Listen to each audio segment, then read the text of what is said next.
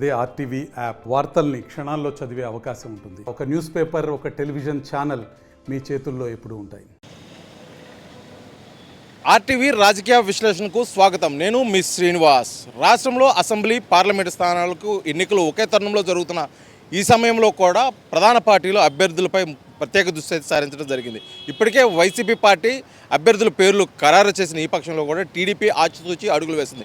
ఉమ్మడి ప్రకాశం జిల్లా విషయానికి తీసుకొచ్చినట్లయితే ఒంగోలు పార్లమెంటు స్థానానికి నిన్నటి వరకు కూడా మాగుంట శ్రీనివాసరెడ్డి స్థానిక ఎంపీ కుమారుడు మాగుంట రాఘవరెడ్డి బరిలో ఉండబోతున్నారని కూడా పూర్తి స్థాయిలో అయితే ప్రచారం జరిగింది. కానీ పేరు ఖరారు కాలేదు. కానీ తాను పేరే ఖరారు అవుతుందని చెప్పేసి కూడా పశ్చిమ ప్రాంతంలో పర్యటనలో, అదేవిధంగా పార్టీ కార్యక్రమాల్లో కూడా చురుగ్గా పాల్గొన్న రాఘవరెడ్డి నిన్న ఒక ప్రకటన అయితే పార్టీ కార్యాలయం నుంచి కూడా విడుదల చేయడం జరిగింది. నేను 2024 ఎన్నికలు పార్లమెంటు అభ్యర్థిగా కూడా అయితే తప్పుకుంటున్నాను.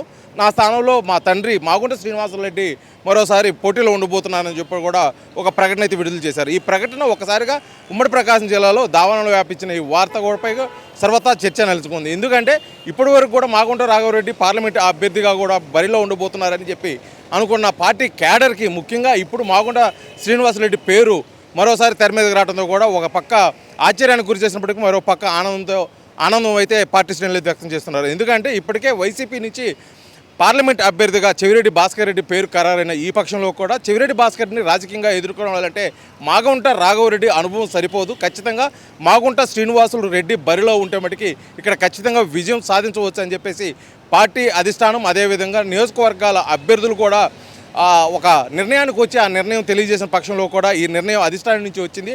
అధిష్టానం నిర్ణయం మేరకే రాఘవరెడ్డి ఈ ప్రకటన చేశారని చెప్పేసి కూడా ఒక ప్రచారం అయితే నడుస్తుంది. కానీ ఇక్కడున్న పరిస్థితుల దృష్ట్యా ఇప్పుడు 2024 ఎన్నికల్లో మాగుంట రాఘవరెడ్డిని రాజకీయ అరగడం చేయించాలని చూస్తున్నటువంటి మాగుంట శ్రీనివాసరెడ్డికి ఇది కొత్త సమస్య అయినప్పటికీ కూడా కానీ 2024 ఎన్నికలను గట్టిగా ఎదుర్కొనే దానికోసం అయితే దృష్టి సారించే పరిస్థితి ఉంది.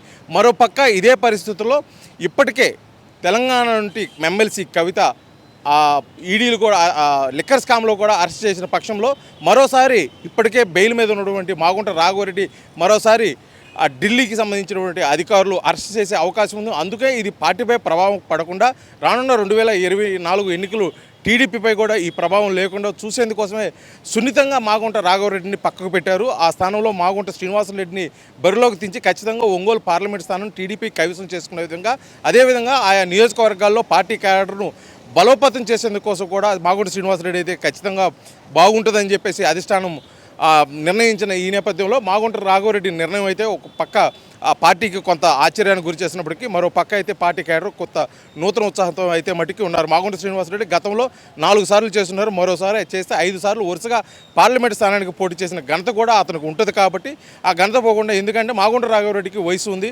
ఖచ్చితంగా రాజకీయ అనుభవం మరొకత కావాలి. కాబట్టి రానున్న 2029 ఎన్నికలకు సిద్ధమయ్యే లక్ష్యంతో కూడా ఈ ప్రణాళిక అయితే రచించడం కూడా జరిగిందని చెప్పేసి మాగుంట కార్యాలయం నుంచి ఒక ప్రకటన ద్వారా అయితే తెలిసింది. కాకపోతే ఇది ఎటువంటి పరిస్థితుల్లో ఈ నిర్ణయం తీసుకున్నారు, పార్టీ అధిష్టానం ఒత్తిడి మేరకా లేకపోతే సొంతగా ఏదన్నా ఆలోచన ఉందని చెప్పేసి మటుకైతే వారు నోరు తెరిచి చెప్తే కానీ తెలియని పరిస్థితి అయితే ఇక్కడ ప్రకాశం జిల్లాలో నెలకొంది.